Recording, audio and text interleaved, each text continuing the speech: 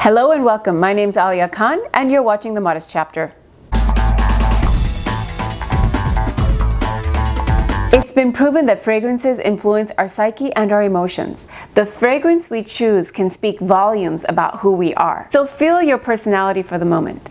Once you know who you are and how you feel, match that fragrance with that feeling. Vogue recently shared some findings on which fragrances best match the personality types. So they say if you're a minimalist, just a hint of flower and fruit may do the trick. They recommend that you try Kiehl's Aromatic Blends Orange Flower and Lychee Fragrant Body Spray. And if you've got that bohemian in you, a touch of rose or patchouli with spice, you might want to try Tom Ford's Cafe Rose.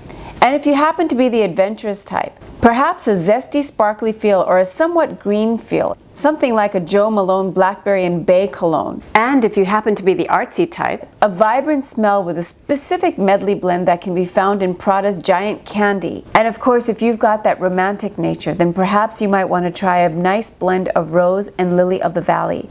What might fit this category is Dior's Miss Dior. If you're the vintage enthusiast, then Vogue recommends you try Roca's Femme. Now, choosing your fragrance could be a fun way of choosing what you want to be and who you want to be.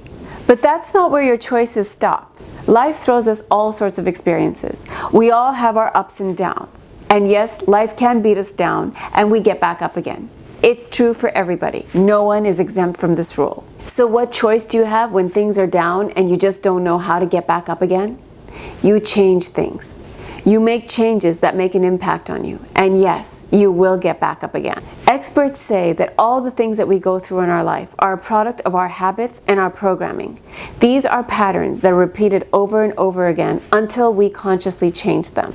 Charles Duhigg, the author of a profound book called The Power of Habit, says that in order to change any habit or characteristic, the simple formula to follow is the cue, the routine, the reward method. Let me give you an example. Whether they knew it or not, the legendary designer Paul Poiret's parents did exactly that. They were humble cloth merchants and they were determined to change the not-so-humble, proud nature of their son. So they recognized that since a habit is a choice deliberately made, they must choose a more humbling experience for their son that would become a routine day in and day out, and then reward him for this new and improved behavior. So they put him to work with an umbrella maker. His job was to collect all scrap fabrics that would fall to the ground. He did this day in and day out until this became a natural state for him. So he used this fabric to design clothes for his sister's dolls. And that was the beginning of his glorious career as a fashion designer. And it's not ironic that Paul went on to change the dressing habits of an entire society. He took women away from the tight corset and freed them by introducing loosely draped clothes like his kimono-cut coats or his harem pants and even turbans. Yes, he brought in the habit of modesty. Interestingly, it turns out that Paul was the very first designer in history to come up with a perfume to go along with his clothing line.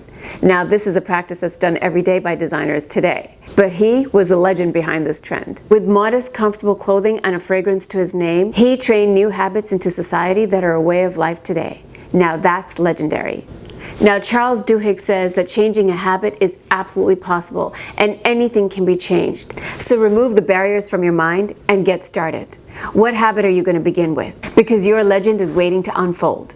So let's begin. I'll see you next time.